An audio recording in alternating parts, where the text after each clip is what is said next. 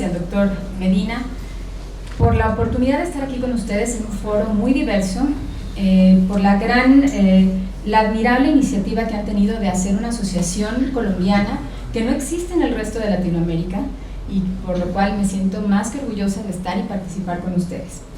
Voy a hablarles sobre el uso terapéutico de probióticos en patologías frecuentes en adultos. Por favor, no pierdan el contexto de que todos los que estamos aquí, que somos adultos, fuimos niños y las repercusiones que se hicieron en la infancia temprana son las que a nosotros como adultos nos tocan atender, y ahí en ello radica, yo creo que el punto clave de la charla. ¿De qué vamos a hablar? De bacterias, de microbios que están colonizando nuestro tubo digestivo. Esta es una imagen histológica y una proyección de microscopía electrónica donde se ven las vellosidades intestinales. A esa área nos vamos a remontar y de eso vamos a hablar. ¿Qué son los probióticos? Tenemos definiciones antiguas de la FAO como bacterias viables, no patógenas, que al ser administradas en cantidades adecuadas confieren beneficio, pero en el 2014 el ISAP, que es la Asociación Científica Internacional de Probióticos y Prebióticos, junta expertos y dice: vamos a reclasificar o a redefinir los probióticos, no solo en base a la definición, a la conceptual, sino a la de su trabajo, a la del metaboloma. Y es así, como el ISAP los define como el requisito de que se traten de organismos que deben formalmente ser vivos y una vez que son administrados en cantidades adecuadas van a conferir beneficio al hospedero. Hago hincapié en esto porque más adelante vamos a ver nuevas definiciones que está considerando el ISAP. Los probióticos, entonces, de acuerdo a esta definición de ser organismos vivos que van a impactar en la salud del hospedero, tienen requisitos. El primer requisito es un requisito taxonómico. Ustedes recordarán la espiral del DNA, donde hay nucleótidos que conforman y que son los que nos dan un fenotipo, una identidad y una huella. Esta cadena de DNA es la que hace distinta a cada una de las especies que están en el planeta.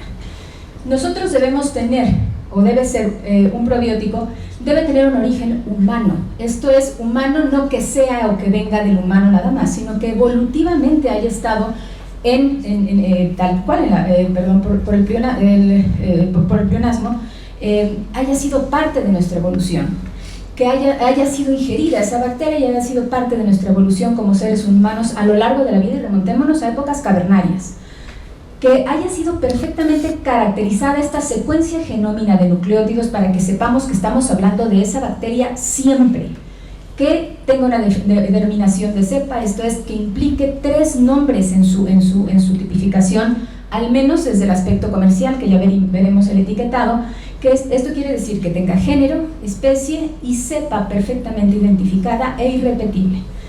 Y por supuesto, que el producto esté avalado por la investigación científica. Si esto no es así, no hay evidencia. No, son oxímorones, son falsos probióticos.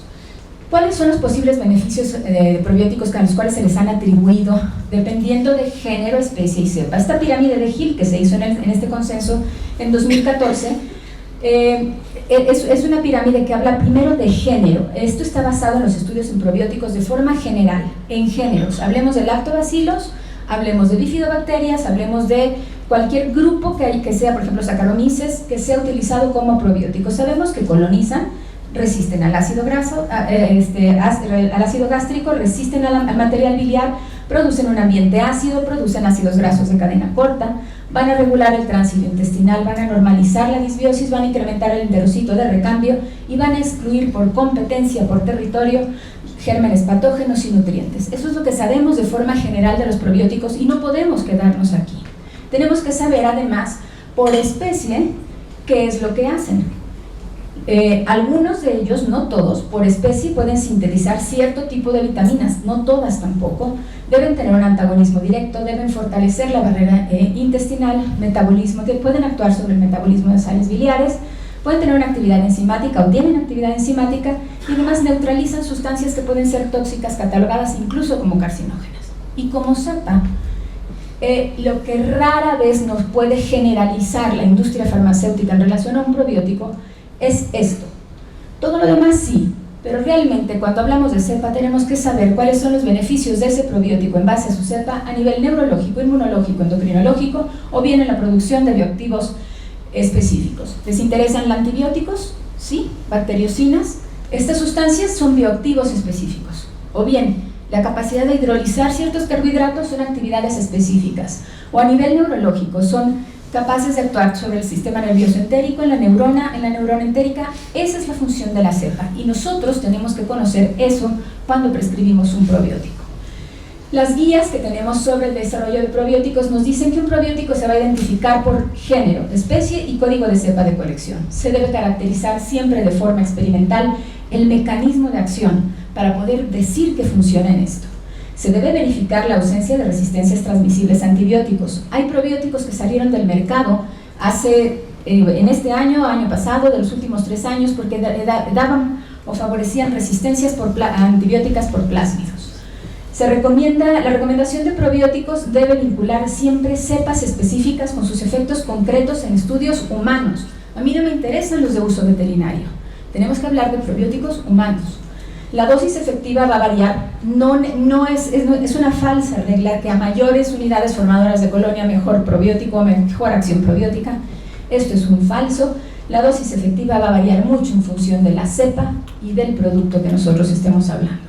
Los fermentos lácteos que no tienen un fundamento de estudio no son probióticos, son alimentos funcionales. ¿Cómo vamos a hacer la nomenclatura de los probióticos en base a su taxonomía?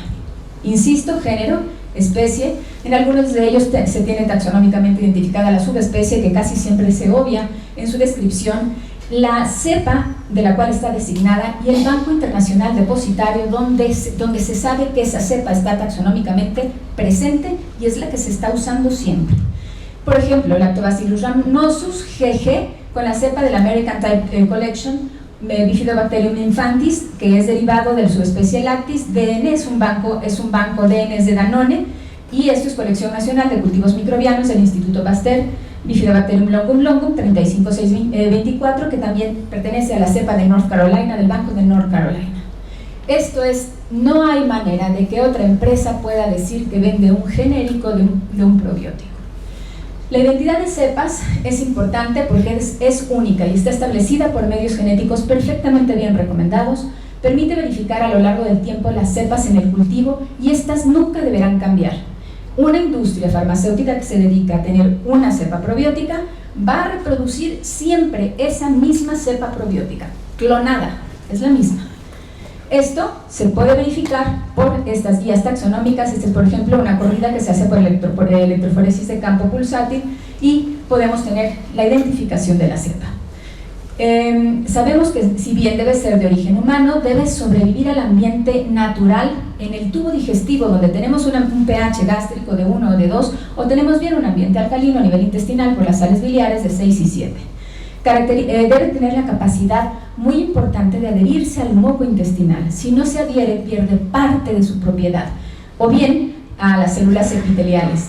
Debe tener además, se debe considerar la posibilidad de que contrarreste la actividad inmunológica, inducir la permeabilidad intestinal, antagonizar bacterias que inducen hipersensibilidad visceral y, lo más importante, debe estar validada la eficacia y la tolerancia en humanos. Si esto no ha sido investigado, no hay posibilidad de que salga al comercio o pregonando alguna virtud que no tiene. El objetivo específico es siempre identificar las cepas con la mayor actividad en cualquiera de estos mecanismos de acción. ¿Qué sabemos nuevo o relativamente nuevo? Esta publicación es del 2003 en relación a los probióticos. Si bien sabíamos mucho y que todos los probióticos ayudaban y que todos servían en el sistema inmune, pues resulta que hay una amplitud en el conocimiento en relación a esto. Sabemos que pueden tener alteraciones metabólicas y de empleo de energía. En concreto, ¿cómo pueden beneficiarnos? Pueden estimular la motilidad intestinal, el desarrollo y la regulación de la inmunidad adaptativa, la regulación de la inmunidad innata, amortiguar las respuestas inflamatorias, ser los estimuladores de señales de reducción oxidativa, desarrollar y favorecer la sobrevida del epitelio intestinal y tener efectos citoprotectores de las señales ejecutadas desde el mismo epitelio intestinal por receptores. Por ejemplo, tenemos probióticos que tienen un efecto antiinflamatorio, en concreto por la producción de ácidos grasos de cadena corta. Butirato y propionato van a inducir la diferenciación de los linfocitos T reguladores y estamos hablando del trabajo de esas bacterias con un efecto inmunológico. El acetato tiene un efecto antiinflamatorio, va a activar inflamasomas. El inflamasoma suena a inflamación, pero al revés, es preventivo, interleucina 8, y va a estimular la producción de moco y del crecimiento de bacterias como Fecalibacterium prausnitzii, que es una bacteria que tiene grandes propiedades antiinflamatorias, y Roseburia. Esto es un ejemplo de cómo en el enterocito sucede ante la exposición de bacterias, la producción. Estas bacterias están ahí para trabajar, y al trabajar van a tener productos o metabolitos. Estos metabolitos son los que pueden estar en distintas densidades y es lo que nos puede dar, por ejemplo, el beneficio, una ganancia terapéutica en síndrome de intestino irritable. Otro efecto, por ejemplo, es el efecto antipermeabilidad. Esto se puede medir en gránulos polifosfato. Los gránulos polifosfato tienen un mecanismo bacteriano contra el estrés del medio ambiente, recordando que estamos hablando del tracto digestivo, con una gran variación entre las cepas. Estos gránulos polifosfatos, cuando son liberados al medio, van a activar P8 y peróxido es HSP27, mejorando la integridad del epitelio, y con esto va a favorecer que no solo haya integridad, sino uniones estrechas perfectamente bien establecidas con vellosidades lo suficientemente amplias para tener acciones directas en la microbiota intestinal. Quiere decir que si hablamos de probióticos estamos hablando de evidencia científica, no de opiniones empíricas ni de experiencias de vida, sino de un trasfondo de investigación científica que lo apoya. En febrero de 2017 salieron las nuevas guías de la Organización Mundial de Gastro para el uso de probióticos y de prebióticos. Este gráfico que ya vimos nos habla de cuál es ese mecanismo de acción. Sabemos que ante la presencia de, los probióticos van a favorecer tener una producción de sustancias antimicrobianas que ya llamamos antibióticos o bacteriocinas, o bien producción de ácido gástrico, o bien bacteriocinas que ya mencioné acá arriba, o bien peróxido de hidrógeno. Si hay patógenos, estos van a tener una competencia por el sitio, por el lugar, más por los nutrientes, así como por los receptores, y ahí es donde van a trabajar. Probióticos van a inducir una microbiota normal, produciendo peptidoglicanos, lipopolisacáridos y la promoción de defensas a nivel del huésped, o bien funciones a nivel de la digestión intestinal, que es nuestro día a día. Los microorganismos que son vivos y que conocemos como probióticos van a conferir siempre un beneficio, nunca un efecto dañino. Esa es parte de su definición. No siempre son similares a los microorganismos que normalmente están habitando nuestro organismo. Son distintos taxonómicamente, son transitorios, son de presencia, trabajan mientras están presentes. Sabemos, por ejemplo, que impactan en nuestra microbiota intestinal desde distintos aspectos. Como organismos vivos, los probióticos pueden influir a nivel local con los microbios que colonizan nuestro cuerpo. Algunos de ellos, comparados con los microorganismos que son nativos, pueden crecer, metabolizar e interactuar con los microorganismos residentes. Rara vez van a colonizar.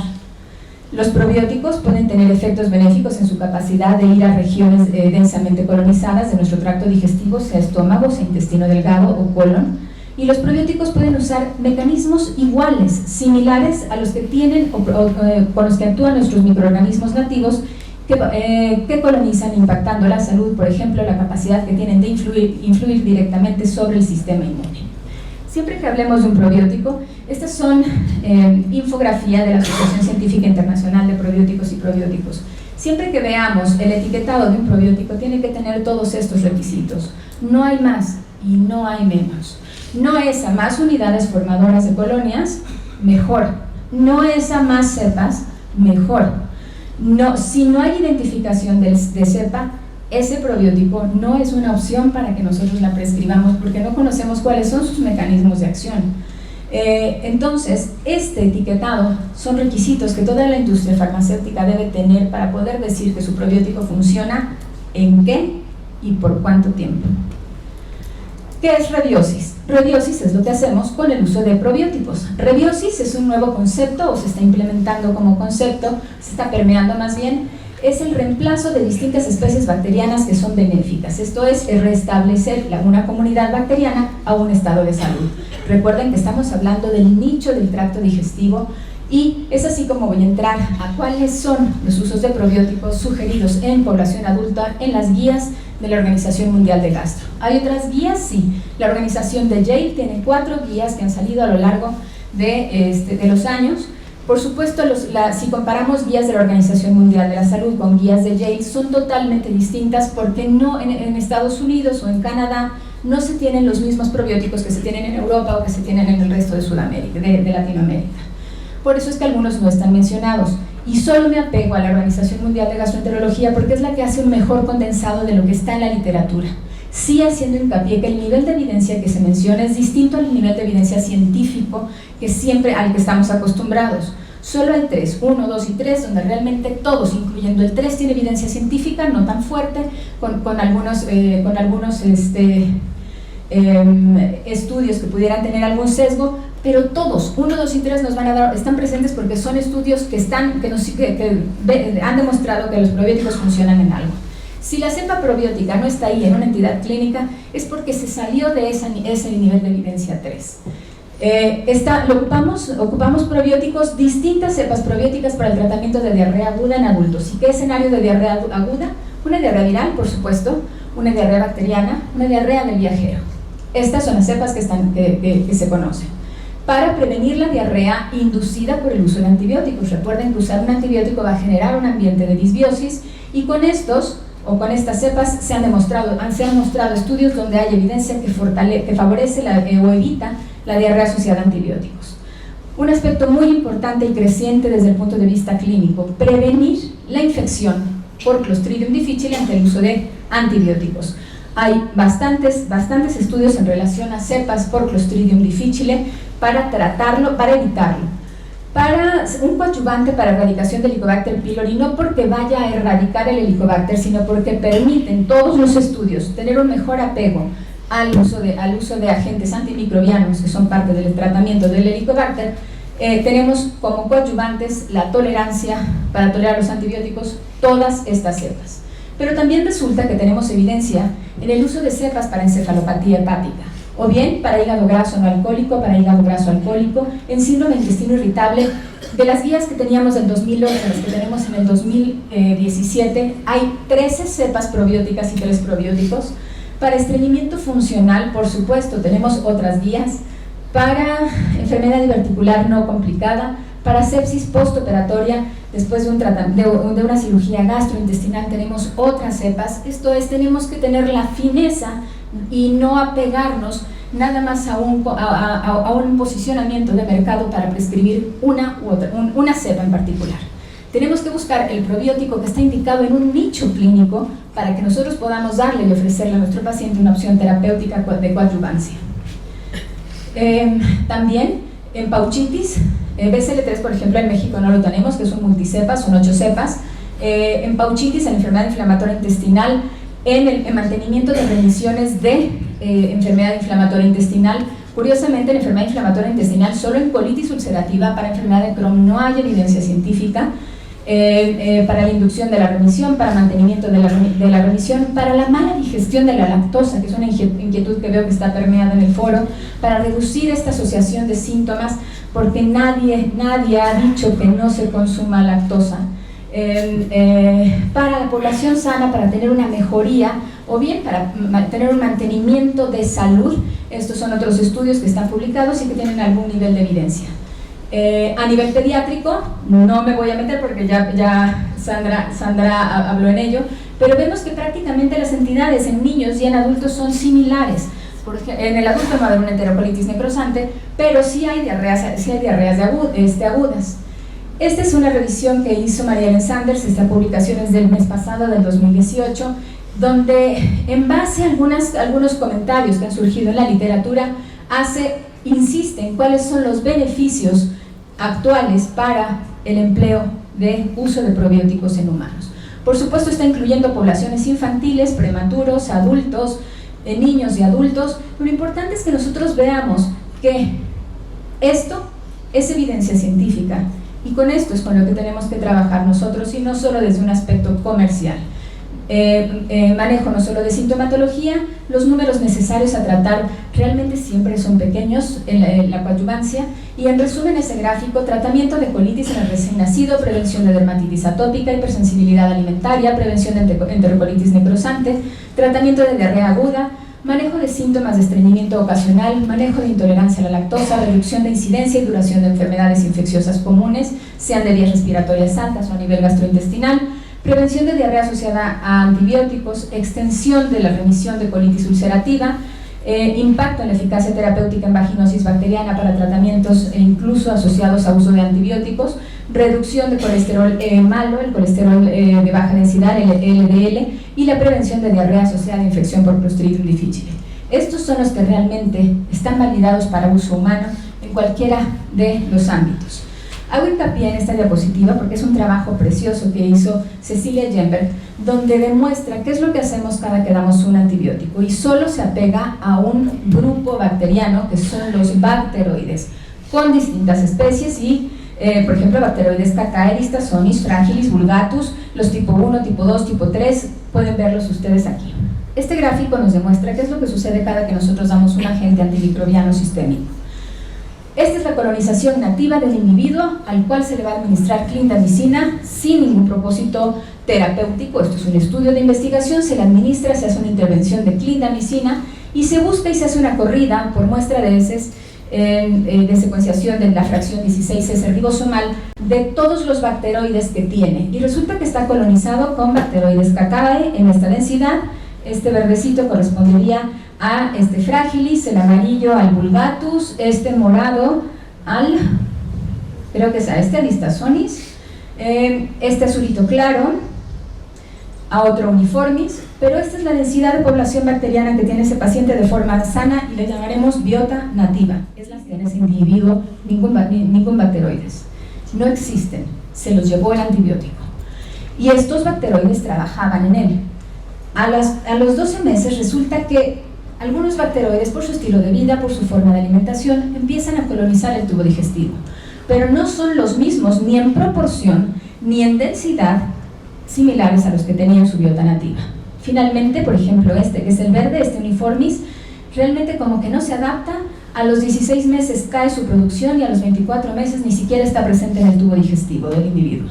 Pero a los 2 años de haber usado clindamicina, este individuo no volvió a tener jamás la densidad poblacional de bacterias que tuvo o que tenía antes de haber usado un antibiótico. Y en ello radica la mayor importancia del uso de antibióticos con un nivel de evidencia 1, que es evitar la disbiosis asociada al uso de antibióticos sistémicos. Si entra en otra patología, que es síndrome de intestino irritable, y de forma rápida, en las guías donde solo había antes una única cepa que ayudaba, que era Bifidobacterium infantis 35624, resulta que ahora tenemos toda esta gran gama de cepas probióticas que tienen evidencia en síndrome de intestino irritable, entendiendo que el síndrome de intestino irritable es una entidad multifactorial con distintos subtipos de presentación clínica. Y también tenemos dos prebióticos, que están también asociados, a los cuales se les ha investigado beneficio en síndrome de intestino irritable. Sabemos, por ejemplo, que la administración oral de alguna cepa probiótica va a tener influencia sobre citocinas pro y antiinflamatorias en un hígado graso, entendiendo que si bien cualquiera de este escenario, sea esteatosis, sea esteatopatitis o sea cirrosis, finalmente es una repercusión importante para el paciente o para el organismo del paciente. Es una entidad frecuente, es parte del componente del síndrome metabólico, tiene una incidencia mundial creciente, está asociado con citocinas en la patogénesis. Este es un estudio que se presentó en la se presentó en el Foro Falk en Hamburgo, donde 60 pacientes que tienen hígado graso, 42 hombres, 18 mujeres, en una edad media de 57 años más o menos, se les dieron distintas combinaciones: Bifidobacterium longum, Enterococcus faecium, Bacillus subtilis, más Bacillus licheniformis, y un grupo control sano al cual se trató. Todos los pacientes antes del tratamiento los pacientes se dividieron en 4 grupos, y a todos se les hicieron medidas de citocinas pro y antiinflamatorias, a todos los pacientes antes del tratamiento, y después en los otros 3 grupos, 23 pacientes que no tuvieron modificación en base a las escalas de las asociaciones para estudio de hígado, 17 pacientes que tuvieron tratamiento con longum y faecium, y 20 pacientes que tuvieron tratamiento base, como cualquier paciente con esteatopatitis o con cirrosis, con Bacillus subtilis más Bacillus licheniformis. Y lo importante es que cualquiera de las 2 combinaciones donde se emplearon probióticos con la intención de disminuir y medir proceso de inflamación, así como el proceso de actividad inflamatoria, fue significativo. Con algunas cepas fue más significativo, que son las que están en verde. En concreto, en las citocinas proinflamatorias, lo que nos da datos de que factor de necrosis tumoral alfa, interleucina 1 beta, tiene 2 a 1 más elevados que los controles sanos, factor de crecimiento beta 2.8 veces más alto que los controles, y lo importante es que esto es evidencia científica que nos dice que sí podemos ayudar desde el punto de vista de producción de inflamación y evitar posiblemente que derive un hígado graso o una esteatosis en cirrosis.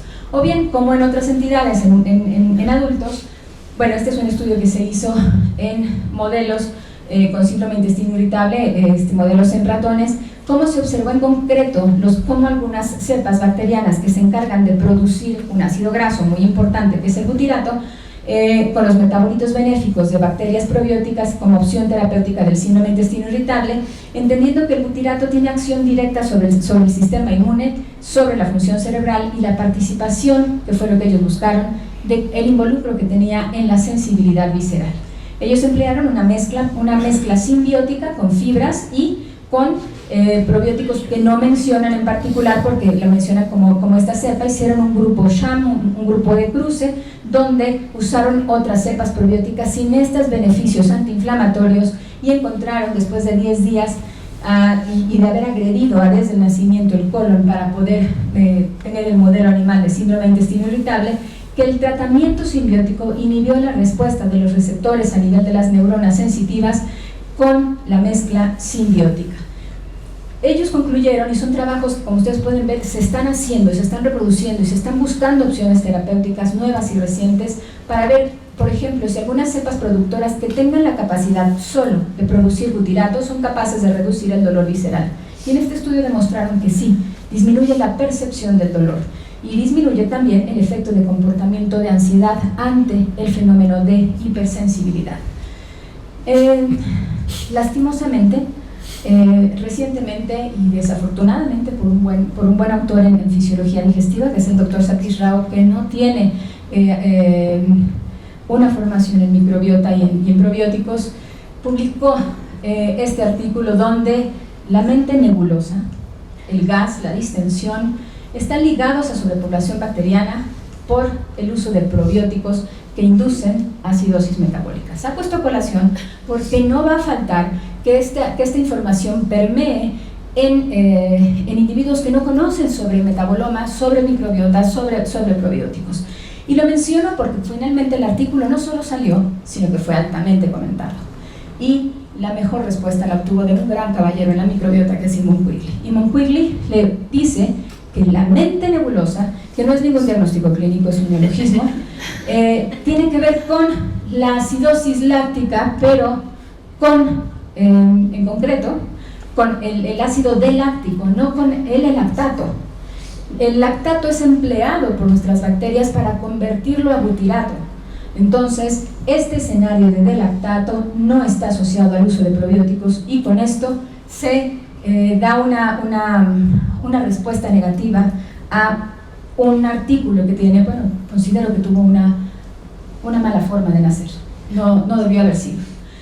El ISAP, la Asociación Científica Internacional de Probióticos y Prebióticos, hace todavía más hincapié. Dice, a ver, conozcamos un poquito más de bioquímica, y sí hay diferencias entre el ácido láctico y el lactato y el D-lactato como los precursores para otros ácidos grasos de cadena corta, y por supuesto que ningún probiótico va a provocar una acidosis láctica ni una acidosis metabólica, y lo podremos comentar con el doctor Suárez. Esta publicación que sale en el ISAP es el alerta de Mary Ellen Sanders, donde dice: no confundamos, son metabolitos totalmente distintos y no son los empleados por las cepas probióticas. Mencionar que prebiótico cambió la definición que teníamos de Gibson antigua, cambió el año pasado. El año pasado la asociación científica hizo otro consenso, y además fue muy puntual en definir lo que es un prebiótico. Lo definió como un sustrato que es selectivamente usado por microorganismos del huésped para beneficio en la salud. ¿Y qué beneficios? Tiene que estar perfectamente estipulado el beneficio en algo. Esto es, gastrointestinal, cardiometabólico, salud mental o sistema óseo. Si no, es un alimento más. ¿Y qué sí es una sustancia prebiótica? Un prebiótico son ácidos linoleicos complejos, oligosacáridos de leche humana, oligosacáridos oligosacáridos, por ejemplo, fructooligosacáridos, inulina, galactoligosacáridos, manonoligosacáridos, giloligosacáridos y, ¿por qué no?, también fenólicos y fitoquímicos. Esto es importante porque si bien son parte de la fibra dietaria y son productos fermentables, son sustratos que van a tener siempre un impacto benéfico. ¿Cuáles son los impactos benéficos de los prebióticos? Algunos sustratos prebióticos se usan en conjunto con probióticos para desarrollo y colonización. A nivel del tracto gastrointestinal, nos ayudan a evitar que haya patógenos y estimular el sistema inmune. A nivel de cardiometabolismo, disminuir los niveles séricos, revertir la resistencia a la insulina. A nivel de neurodesarrollo, son metabolitos que van a tener influencia en la función cerebral, en la energía, en la plasticidad cerebral, en rendimiento y en aprendizaje, que se nos ha olvidado que eso es algo con lo que funcionamos día a día. Y a nivel del sistema óseo van a favorecer la resorción mineral. Los efectos benéficos deben haberse corroborado antes de que algo pregone ser una sustancia prebiótica. Las aplicaciones clínicas en salud metabólica, en problemas de dislipidemia, en síndrome metabólico, en diabetes, en saciedad, en estimulación de productos neuroquímicos y de neuropéptidos, en el impacto de absorción cálcica, así como de otros minerales que son importantes en la salud ósea, en la salud de la piel, en la reducción de retención hídrica, en la reducción de eritema, alergia, enfermedad inflamatoria intestinal, en salud urogenital, en infecciones y respuestas a vacunas, en enterocolitis necrosante, en niños pretérminos, síndrome de intestino irritable, diarrea de viajero, constipación, función inmune en ancianos. Pero lo importante es que ustedes vean que para cada una de estas entidades ya algún prebiótico demostró, con evidencia científica, que funciona en algo. No todo es para todo, ni todos somos para todo.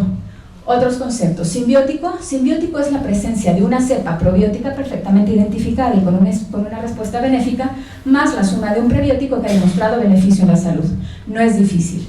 Y el ISAP, en esta reunión que se hizo en julio en Singapur, retoma conceptos que ya se habían plasmado con anterioridad y que están dejándolos como una posibilidad de nicho para poderlos emplear y para podernos explicar desde un punto de vista médico qué es lo que estamos empleando, qué es lo que le estamos sugiriendo al paciente cuando le decimos coma o no coma y cuál va a ser la ganancia terapéutica. Un contrabiótico son componentes de la dieta que van a bloquear la adhesión, el acoplamiento de bacterias adherentes o invasivas a la mucosa intestinal y van a conferir con ello un efecto protector. El único mecanismo que se ha demostrado de acción es el bloqueo por interacción de la bacteria en su adhesión al epitelio o bien de la bacteria en su adhesión con la mucosa. ¿Y quiénes son contrabióticos? Aunque no lo crean, fibras solubles. El plátano, y no me pregunten de qué variedad de plátano, porque hay muchísimos, pero del plátano, del brócoli, se ha visto que algunas de sus fibras solubles son capaces de evitar que se adhiera Escherichia coli o salmonella. O bien, que almidones resistentes como el de la fécula de maíz tenga acción directa para que evite que se adhiera a Vibrio cólera o, esto no recuerdo, es hidrófila, no me acuerdo. Aeromonas hidrófila, perdón. Polifenoles, arándano. ¿Cuánta literatura no hemos visto de arándanos, y no de forma empírica, a favor de la salud urogenital? Sabemos que, por ejemplo, el arándano tiene acción directa al acidificar el tracto urinario sobre Escherichia coli uropatógena y sobre Staph aureus. O bien, algunas sustancias contrabióticas misceláneas sobre las cuales se está estudiando, por ejemplo, granos de trigo, cáscara de frijol, chícharo, cáscara de habas, que tienen acción sobre Escherichia coli enterotoxigénica. Este es el mundo científico en el que se está trabajando a este nivel. No es un mundo empírico. Farmabiótico. ¿Qué es un farmabiótico? Tiene dos sinónimos, que sea paraprobiótico o un posbiótico. Quedamos que la definición de un probiótico es un organismo vivo. Eso quiere decir que un farmabiótico puede ser la combinación de sustancias que son derivadas de microorganismos, pero no está el microorganismo vivo. Tienen propiedades para prevenir o tratar enfermedades en seres humanos, nunca están vivas, son derivadas de bacterias que ya se identificaron taxonómicamente, eso sí es un requisito, son fracciones microbianas y olizados celulares que van a tener beneficio en el hospedero por estímulo de una bioactividad adicional. ¿Cómo se obtienen? Se obtienen por tratamiento térmico, radiación ionizante, rayos ultravioletas, alta presión, sonicación o bien otros métodos de inactivación. Eso quiere decir que cuando algún producto que se anuncie como probiótico y diga que tenga bacterias muertas, no es un probiótico, es un farmabiótico o un posbiótico o parabiótico. Hacer hincapié en que hay estrategias actualmente terapéuticas a nivel de la microbiota intestinal desde el nacimiento hasta la senectud. Desde la gestación, modulación de la microbiota oral y la placentaria por administración de cepas pro y prebióticas para la madre. A nivel de bebé, modular la microbiota vaginal con pre y prebióticos, modular la piel del bebé con fluidos vaginales de la madre, tener modulación de la microbiota del niño en base a hábitos dietarios sanos, así como el consumo de pre y prebióticos específicos para algo.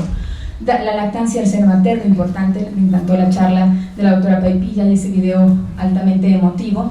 Y bien, ¿qué sucede con nosotros una vez que somos adultos o que vamos a la senectud? ¿Cómo podemos modular esta actividad intestinal? En todos pueden ustedes ver que probióticos y prebióticos son parte de nuestro arsenal terapéutico como coadyuvantes. No son el tratamiento de nada, pero sí son la coadyuvancia para que nosotros tengamos una mejor calidad de vida a nivel neurológico, endocrinológico, inmunológico, porque el tracto digestivo, esos 11 metros de intestino, son eso, es un órgano que tiene más funciones que solo tránsito y absorción de nutrientes y agua.